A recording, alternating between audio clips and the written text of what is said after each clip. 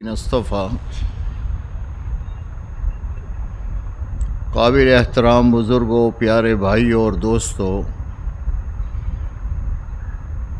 اللہ جل جلالہ عم نوالہ نے اپنی قدرت سے اس پورے عالم کو بنایا ہے۔ اس کے بنانے میں حق تعالی شانہ کو کسی سے مدد لینے کی یا کسی سے مشورہ لینے کی ضرورت پیش نہیں آئی۔ تنے تنہا ایک اللہ نے ہر چیز بنائی، اور بنانے کے بعد میں اس وقت میں ہر چیز پر حق تعالی شانہ کا کنٹرول ہے۔ کوئی چیز اللہ کی قدرت سے باہر نہیں، سب کو حق تعالی شانہ نے کنٹرول کر رکھا ہے۔ ہر آدمی کو، ہر انسان کو، ہر حیوان کو حق تعالی شانہ روزی دے رہا ہے، بغیر دکان، بغیر کھیت کے سب کو کھلا رہا ہے، سب کو پلا رہا ہے۔ بڑے سے بڑی مچھلی کو بھی جو ٹنوں کے حساب سے روزانہ کھاتی ہے، اسے بھی روزی اللہ دے رہا ہے، بغیر دکان اور کھیت کے۔ اور چھوٹی سے چھوٹی چونٹی جو جنگل کے کسی درخت کے کسی تہ میں ہے، اسے بھی حق تعالی شانہ روزی دے رہا ہے۔ سب کو برابر روزی تقسیم کر رہا ہے۔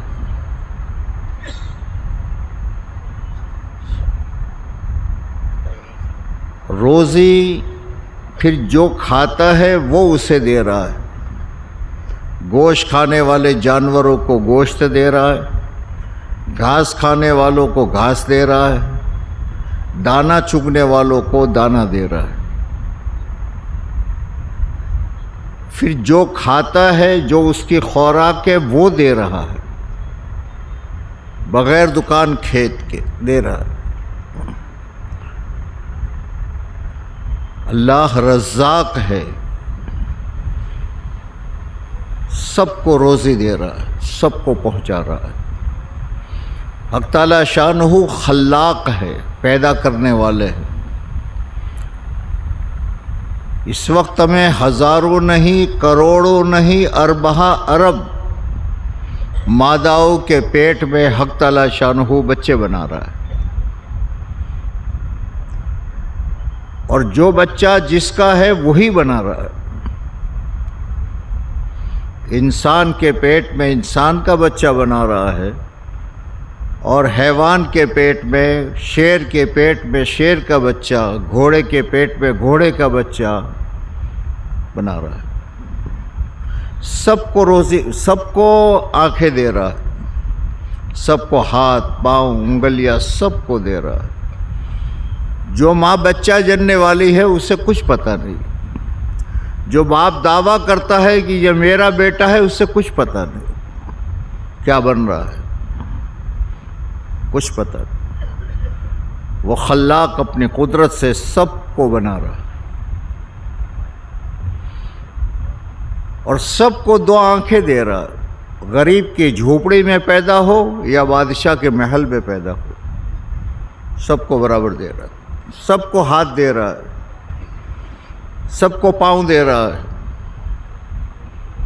لقد خلقنا الانسان فی احسن تقویم، اس انسان کو احسن تقویم میں بنایا ہے، اس لیے جو چیز جہاں فٹ تھی وہیں اس کو رکھا ہے۔ کوئی چیز بھی یہ نہیں ہم کہہ سکتے کہ یار اس کو یہاں سے یہاں رکھتے تو اچھا تھا، ہر چیز فٹ بنائی جہاں ضرورت تھی، اور یہ اللہ اپنی قدرت سے بنایا ہے اور بنا رہا ہے، سب کو بنا رہا ہے۔ پورے نظام پر حق تعالی شانہ کا کنٹرول ہے۔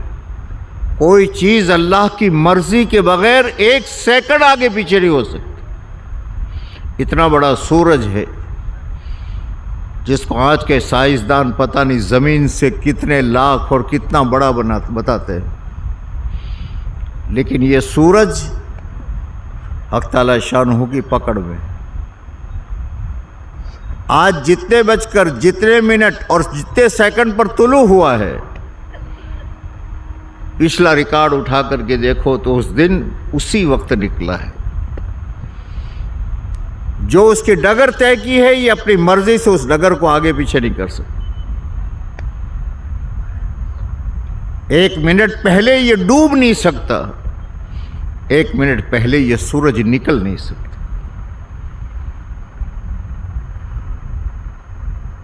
سب کچھ اللہ نے پیدا کیا ہے اور اللہ کی پکڑ میں ہے. اور یہ سب حق تعالی شانہ نے اپنی قدرت سے بنایا ہے. اور بنانے کے بعد میں حق تعالی شاہ نے فرمایا میں نے کیوں بنایا اس کو، میں نے زمین کیوں بنائی، آسمان کیوں بنایا، سورج کیوں بنایا، چاند کیوں بنایا، دریا کیوں بنایا، ستارے کیوں بنائے، میں نے کیوں بنایا یہ سب. اپنی مخلوقات میں سے حق تعالی شانہ نے ایک انسان کو اپنے لیے چنا ہے.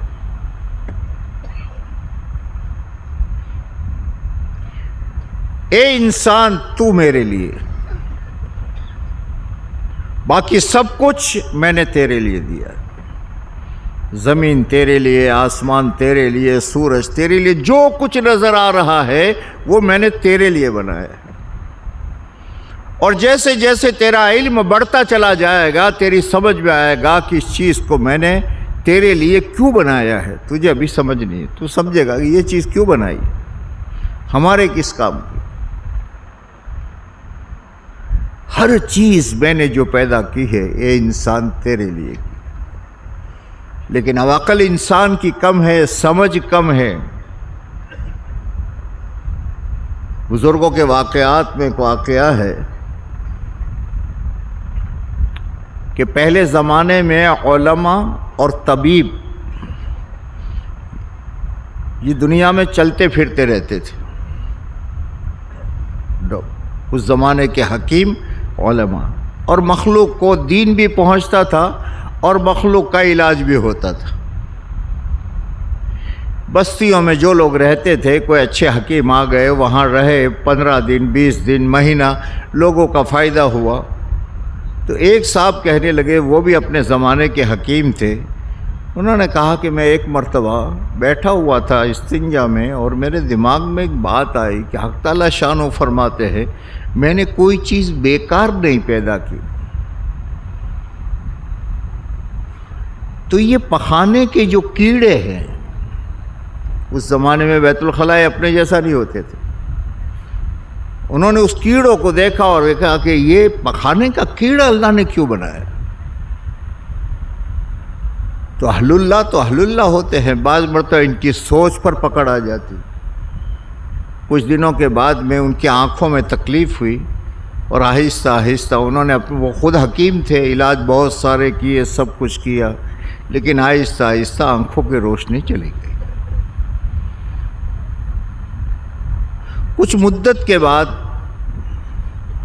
وہ حکیم صاحب بڑے جو تھے وہ اپنے سفر میں نکلے تو وہاں آئے. یہ حکیم صاحب بھی وہاں گئے اور جا کر کے کہا کہ میری آنکھوں میں یہ تکلیف ہے اور یہ ہوتے ہوتے میری آنکھیں کا روشنی ختم ہو گئی. حکیم صاحب نے کہا کہ 2 دن کے بعد میں آپ کو دوائی بنا کر دے سکتا ہوں.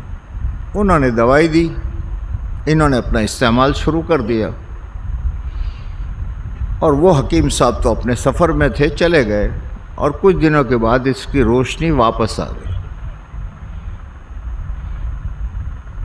اب 1-2 سال کے بعد میں دوبارہ ان حکیم صاحب کا سفر ہوا تو یہ وہاں پر گئے کہ حضرت اللہ آپ کو جزائے خیر دے، اللہ یہ دے یہ دے، الحمدللہ میری روشنی واپس آ گئی، اللہ پاک آپ کو یہ دے.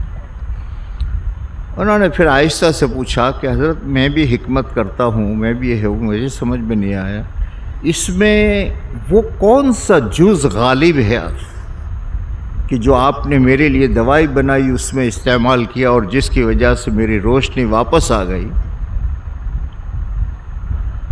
تو حکیم صاحب نے کیا کہا؟ پاخانے کا کیڑا، یہ اس کا جزو غالب ہے. اس میں دنیا میں کوئی چیز اللہ نے بیکار نہیں پیدا کی، اس انسان کے لیے پیدا کی. اس انسان سے یہ کہا ہے کہ دیکھ میں نے تجھے احسن تقویم میں بنایا ہے. وَلَقَدْ كَرَّمْنَا بَنِي آدم، اے انسان میں نے تجھے بزرگی عطا کی ہے، میں نے تجھے شرف عطا کیا ہے، ساری دنیا تیرے لیے، لیکن تجھے میں نے اپنے لیے بنایا ہے۔ بھائی او بھائی جان، یہ کیا ہے؟ مجلس یہ آداب یقیناً یہ ہے کہ ہمارے مشہور اس میں ایک مجلس نکاح کی ہوتی ہے، اس کے معنی یہ نہیں ہے کہ ہم کسی ہال میں بیٹھے برکت کے لیے نکاح لے کر آئے ہو، سنت طریقوں کا جو میرے دوستو، حق تعالی شانہ نے فرمایا میں نے تجھے بنایا ہے، اور یہ دنیا جو کچھ میں نے بنائی ہے حق تعالی شانہ کا آزمائش کے لیے بنائی ہے۔ پوری جان اللہ کی، یہ جان جو دی ہے، جان جسم جو دیا ہے وہ اللہ کا دیا ہوا، مال کا ذرہ ذرہ اللہ کا دیا ہوا، ایک ایک پیسہ اللہ کا دیا ہوا۔ تیسری چیز صلاحیت، یہ اللہ کی دی ہوئی، آنکھوں کی صلاحیت ہے تو وہ اللہ نے دی ہے، ہاتھوں کی صلاحیت ہے وہ اللہ نے دی ہے، زبان کی صلاحیت ہے وہ اللہ نے دی ہے، ماں باپ نے نہیں دی، ماں نے نہیں دی یا ابا نے نہیں دی، زندگی اللہ نے دی ہے، مال کا ایک ایک پیسہ اللہ نے دیا ہے، اور جو صلاحیت حق تعالی شانہ نے ہر انسان کو عطا فرمائی ہے یہ اللہ کی دی ہوئی ہے، ماں باپ نہیں دیتے۔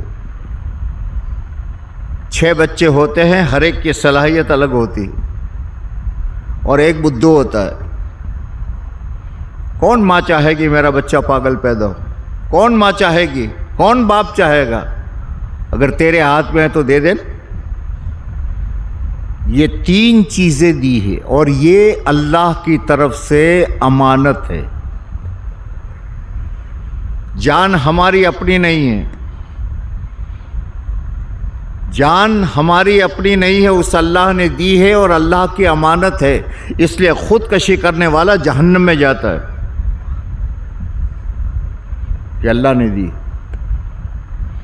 مال اللہ کی امانت ہے، اللہ نے دیا ہے، اس اللہ نے ساری سمجھ پیدا کی ہے، اس اللہ نے ایک ایک اس زمین و آسمان کے بننے سے 50,000 سال پہلے حق تعالی شانہ ہر انسان کے متعلق لکھ چکے ہیں، کیا کھائے گا، کیا پیے گا، کہاں شادی کرے گا، کیا کرے گا، اس سے ہٹ نہیں سکتا۔ یہ مال امانت ہے، جان امانت ہے، اور اللہ کی دی ہوئی جو صلاحیت ہے، یہ صلاحیت جو ہے وہ اللہ کی طرف سے امانت ہے۔ زبان سے بولنا صحیح آ رہا ہے، صلاحیت ہے۔ بعض مرتبہ بعض لوگ ایسے ہوتے ہیں کہ ایک تھوڑی سی بات کرنی ہوتی تو بیچارہ سمجھاتے سمجھاتے تھک جاتا ہے، اور کچھ لوگوں کی صلاحیت یہ ہوتی ہے کہ آپ نے دیکھا ہوگا سپریم میں کچھ وکیل ایسے ہوتے ہیں جو اپنے شبدوں پر پیسے لیتے، میں جتنے شبد بولوں گا اتنے لاکھ لوں گا، اور شبدوں پر کیس کو جیت کے بتاتے۔ یہ صلاحیت اللہ کی طرف سے اس کے پاس نہیں ہے۔ بعض آنکھیں وہ ہوتی ہے کہ جو صرف آدمی کو دیکھ کر کہہ دیتے ہیں کہ شاید اس کو کچھ فلانی بیماری ہے۔ یہ صلاحیت، آنکھ کی صلاحیت، زبان کی صلاحیت، کانوں کی صلاحیت، ہاتھوں کی صلاحیت، بہت سے ہاتھ یہ ہے کہ باریک سے باریک چیزوں کو کر ڈالتے ہیں۔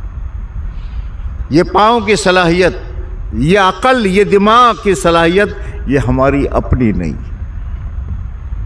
یہ ہماری اپنی نہیں۔ اس لیے ان تینوں چیزوں کا حساب اس انسان سے لیا جائے گا۔ جان ہم نے دی ہے، ہم اس کا حصہ کہاں لگائی، کیا بولا، کیا کھایا، کیا پیا، کہاں دن گزارے، کہاں راتیں گزاری۔ اور پیسہ یہ اللہ کی طرف سے امانت ہے، کوئی مالک نہیں ہے، اس لیے سمجھ لیں دھوکہ ہوتا ہے۔ خیر غیروں کو جن کے پاس میں صحیح دین نہیں ہے، اندھے ہیں، چل رہے دنیا میں، جن کے پاس میں صحیح مذہب نہیں ہے، وہ تو اندھا آدمی، لیکن ایمان والے کو یہ بتایا گیا ہے کہ ہم نے تجھے دنیا میں جو رکھا ہے یہ آزمائش کے لیے رکھا ہے، بیکار نہیں بتایا پیدا کیا۔ افحسبتم انکم خلقناکم عبثا، ہمیں تم یہ گمان رکھتے ہو کہ ہم نے تم کو بیکار پیدا کیا ہے؟ ایمان والا اس چیز کو سمجھ رہا ہے کہ یہ دنیا حق تعالیٰ شانہ نے بنائی ہے اور ہمیں اس دنیا میں جو بھیجا ہے وہ آزمانے کے لیے بھیجا ہے، اور یہ چیز ایمان کے بغیر آدمی سمجھ نہیں سکتا، چاہے کروڑوں کا مالک ہو اور چاہے کئی پورے یونوں کا صدر ہو، لیکن ایک بچہ جس کے اندر میں ایمان ہے وہ جو سمجھ پاتا ہے وہ نہیں سمجھ نہیں پائے گا۔ ایمان بہت بڑی دولت ہے۔ میرے پیارے بھائی، یہ زندگی اس لیے ایک ایک لا تزال قدم عبد حتی یسأل عن خمس، حساب کے دن قدم ہٹ نہیں سکیں گے جب تک کہ 5 چیزوں کا جواب نہ دے دے۔ عمر کہاں لگائی، جوانی کہاں لگائی، مال کہاں سے کمایا، کہاں خرچ کیا، اور جو جانتے تھے اس پر کتنا عمل کیا، یہ ہر ایک کو جواب دینا ہے۔ اس لیے کہ یہ ساری چیزیں ہمارے پاس امانت ہے، ہم اس کے مالک نہیں ہے۔ ایک چیز آپ نے کسی اپنے بچے کو دے دی، لے بیٹا یہ 5000 روپے جان، اور ایک یہ ہے کہ آپ نے 1,00,000 روپیہ دیا اور اسے کہا کہ بیٹا یہ فلاں فلاں کاموں میں لگاؤ، فلاں فلاں چیزوں میں لگاؤ۔ بچہ اس بات کو جانتا ہے کہ وہ میری ملکیت میں ہے اور یہ باپ کی امانت ہے، مجھے اس کا حساب دینا ہے۔ ہم اس کے مالک نہیں ہیں۔ جس مال پر تو اللہ کی نافرمانی کرتا ہے یہ مال کا تو مالک نہیں ہے بھیا۔ جس جان سے تو دنیا میں گناہ کرتا ہے اپنی طاقت کے ذریعے سے، یہ طاقت کا مالک تو نہیں ہے۔ جس زبان سے جس کو چاہا گالی دے دیتا ہے، اس زبان کا مالک تو نہیں ہے۔ ما یلفظ من قول، کوئی بول بھی اللہ کے پاس ایک ایک ریکارڈ ہو لکھا جائے گا، کیا بولا، کیا کہا، کیا نہیں کہا۔ اس لیے زندگی کے مختلف شعبے ہیں، ان شعبوں میں اس چیز کو دیکھا جائے گا۔ نکاح ہماری زندگی کی ایک ضرورت ہے، جیسے کھانا ہماری ضرورت ہے، پینا ہماری ضرورت ہے، ایسے جب جوان ہو جائے تو جوڑا انسان کی ضرورت ہے۔ پہلی چیز یہ سمجھ بھی۔ دوسری چیز یہ ہے کہ نکاح عبادت ہے۔ نکاح عبادت ہے،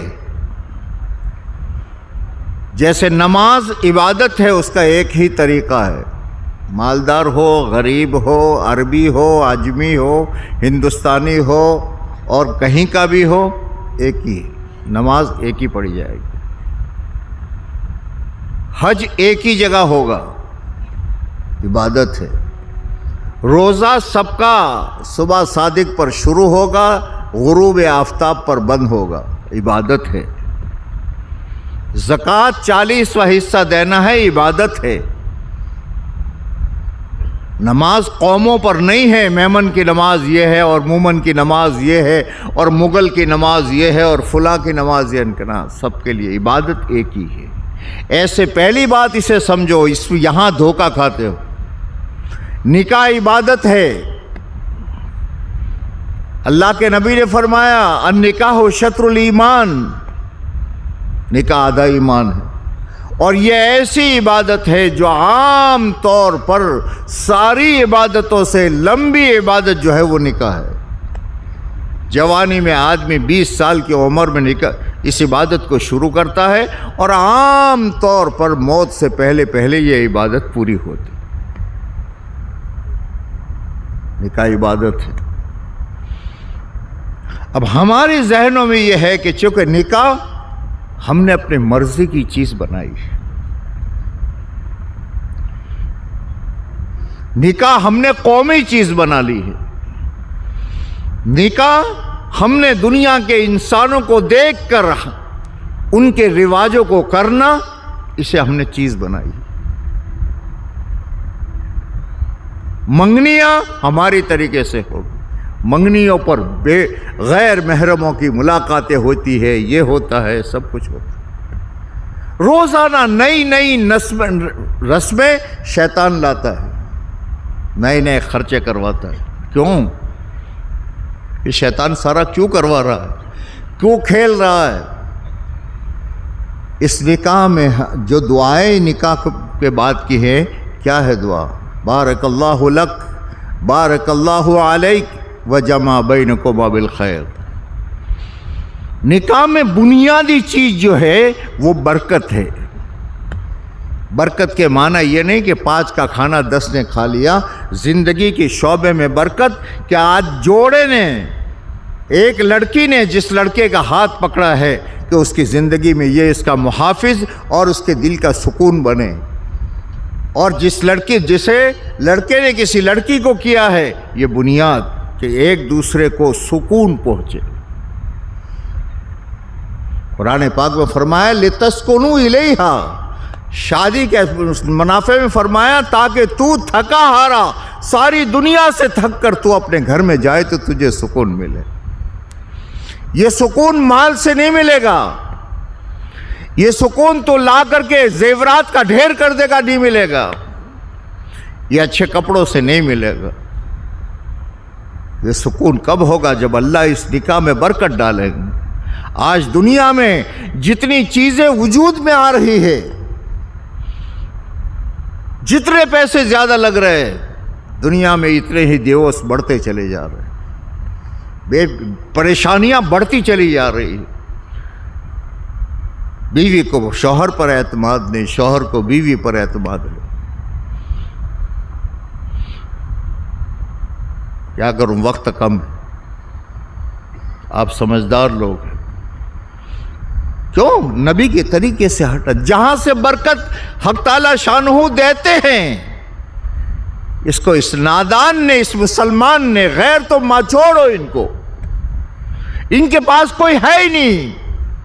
لیکن میرے اور آپ کے آقا محمد الرسول اللہ صلی اللہ علیہ وسلم نے جیسے باپ اپنی اولاد کو کیا سمجھائے گا، میرے نبی اپنی امت کو ایسی باریک سے باریک چیزیں بھی سمجھا گئے. یہاں یہ پکڑ لے رہا، یہ چھوڑ دا مت.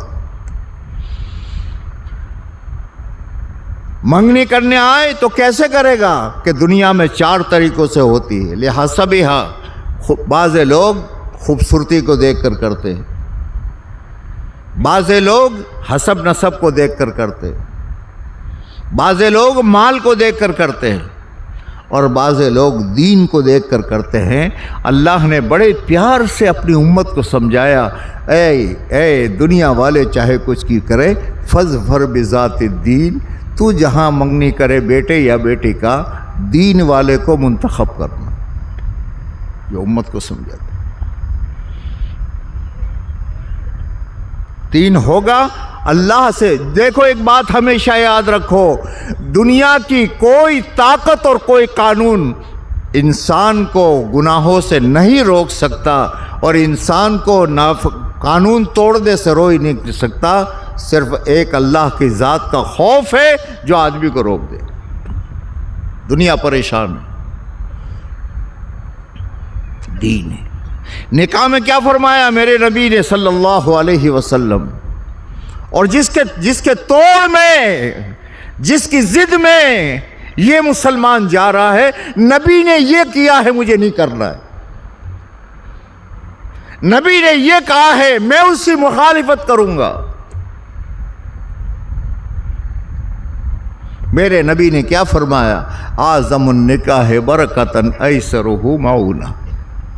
ایک چھوٹے ٹکڑے میں اپنی امت کو رہبری دے دی اور فرمایا بڑا ہی برکت والا نکاح وہ ہے جس میں کم سے کم خرچ کیا جائے، کم سے کم خرچ کیا جائے. لیکن یہاں تو دکھانا ہے کہ میرے بیٹے کا نکاح ہے، چپکے سے نکاح نبی کے طریقے پر کر لوں گا تو وہ میاں بیوی سکون سے رہیں گے، لیکن میرا نام کیسے ہوگا؟ دنیا کو کیسے پتا چلے گا کہ کس کے بیٹے کا نکاح ہے؟ تو عام طور پر میں صاف الفاظ میں یہ کہتا ہوں، عام طور پر بچے کی زندگی کو برباد کرنے والا اس کا باپ ہوتا ہے، صرف اپنی مونچھوں پر لیمو ٹھہرانے کے لیے سارے رسومات اور ساری چیزیں کرتا ہے کہ تیرے نکاح میں برکت نہ ہو۔ دنیا کو کیسا پتا چلے؟ ماں جو دعویٰ کرتی ہے کہ میرے کو اپنی بیٹی سے محبت ہے، وہ ماں اس بیٹی کا جنازہ نکالتی۔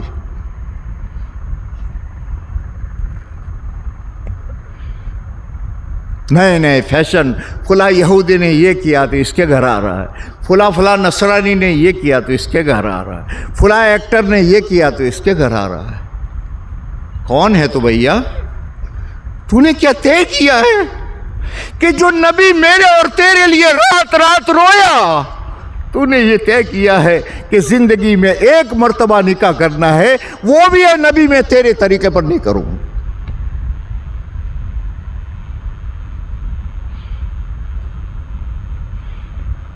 کیا ہے؟ اس لیے اللہ نے مال دیا۔ اب ذرا سی کوئی چیز، اب یہ کیا ہے؟ ان کا بچی سے اجازت لینے جانا ہے، اب اس میں بھی دعوتیں شروع ہو گئی۔ منگنی کرنی ہے، اب اس کے پیچھے لاکھوں روپے لگنے شروع ہو گئے۔ شادی کرنی ہے، اب ولیمے کا نام لے کر کے روز پتہ نہیں جتنی مرتبہ غیر محرم کی آنکھیں غیر محرم کو دیکھے گی۔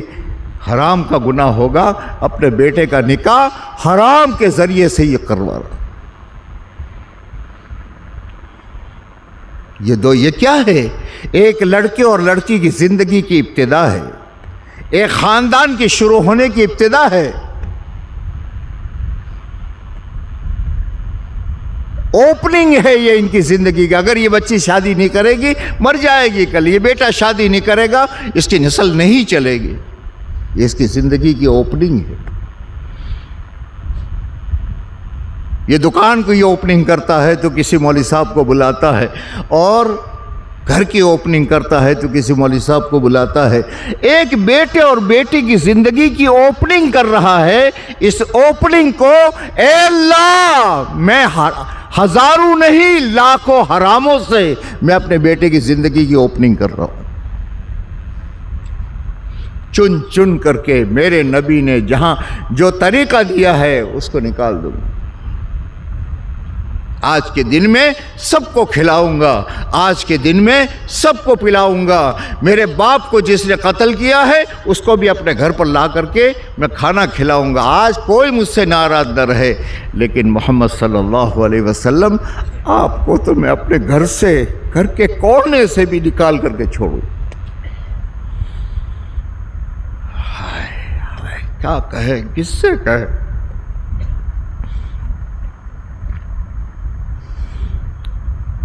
یہ وہ لوگ جن کے پاس طریقہ نہیں ہے، جو اندھے ہیں۔ میرے بھیا تو سمجھدار ہے، تیرے کو اتنے پیارے نبی دیے گئے ہیں۔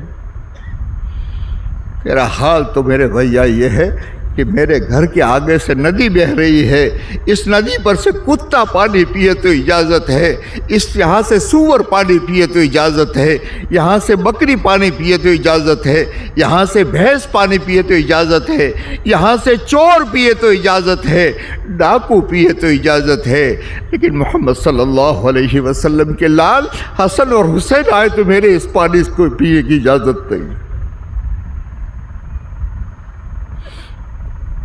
کیا دعوے کرتے؟ کہاں ہو؟ اور نبی کی سنتیں چھوڑنے کے جرم میں میرے نبی کا تو کوئی نقصان نہیں ہوگا۔ اس نوجوان، یہ چھوٹے چھوٹے بچے، یہ بچیاں جن پر تم فخر کرتے ہو، ان بچوں کی زندگی کو تم برباد کرتے ہو اپنا نام اونچا کرنے کے لیے۔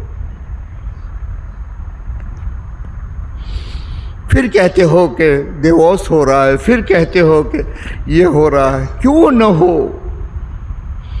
میرے پیارے بھائیوں، سنبھلو سنبھلو، میرے دوستو سنبھلو۔ جو مال اللہ دیتا ہے وہ دینا جانتا ہے تو لینا بھی جانتا ہے. جو جوانی دے دی ہے جس نے وہ دینا جانتا ہے تو لینا بھی جانتا ہے. حالات ہو رہے ہیں مت حال اور کیوں ہو رہے ہیں؟ ہمارے محلوں میں روزانہ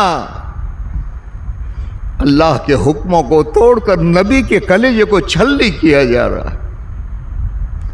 دنیا میں جتنے بڑے گناہ ہیں ان سب بڑے گناہوں میں سب سے بڑا گناہ چوری گناہ کبیرہ ہے، زنا گناہ کبیرہ ہے، لواطت گناہ کبیرہ ہے، کسی کو قتل کرنا گناہ کبیرہ ہے، کسی کا گھر لوٹنا گناہ کبیرہ ہے. لیکن یہ سارے گناہ کبیرہ ہے، لیکن سب سے بڑا گناہ کبیروں میں سب سے بڑا گناہ جو ہے وہ نماز کا چھوڑنا ہے. کبھی دیکھا اپنے محلے میں کہ کیا ہے؟ ان کا 20% نماز میں ہے اور 80% گھرانے وہ ہے کہ جن گھروں میں نماز نہیں اور کسی کو پتہ نہیں.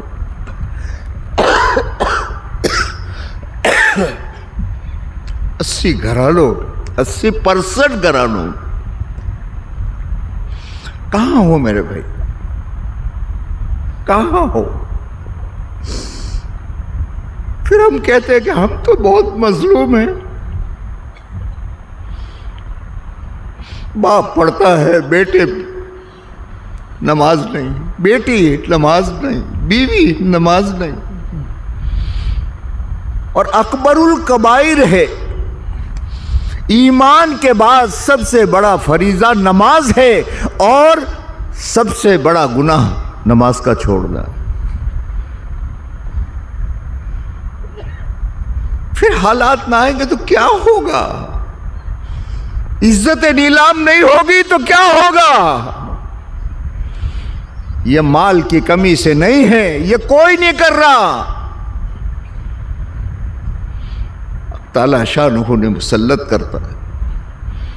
میرے دوستو، ایک ہی پناہ گاہ ہماری ہے، ایک ہی پناہ گاہ ہماری ہے اور وہ ہمارے نبی کی گود ہے، اس کے علاوہ کچھ نہیں. ہمارے نبی کی شفاعت ہے. ہمارے نبی روتے روتے گئے. سنبھلو اے بھائیو، سنبھلو، سمجھو اور زندگیوں میں اللہ کے اوامر کو لاؤ، نمازوں کو لاؤ، اللہ کے دین کی محنت کو لاؤ. بہت زیادہ نشے میں مت آؤ. وہ رب تو قادر ہے. فرعون کا نشہ منٹوں میں اڑایا، قارون کا نشہ منٹوں میں اڑایا. یہ مال کا نشہ بہت بھاری ہوتا ہے، بہت بھاری ہوتا. اس نشے میں مت رہو. ہمارے لیے ایک ہی پناہ گاہ ہے، ایک ہی راستہ ہے اور وہ راستہ ہے محمد الرسول اللہ صلی اللہ علیہ وسلم. اس کو سامنے رکھ کر ہم زندگی گزاریں. اللہ اور آپ آج طے کرو اپنے گھروں میں جا کر، اپنے محلوں میں جا کر. یہ خالی تبلیغ والوں کے ذمے نہیں، یہ خالی علماء کے ذمے نہیں. ہر ایک محنت کر لو اور 100% نمازی اپنی مسجدوں میں بنا لو. کرو گے؟ اللہ آسان کرے. پانی پلاؤ.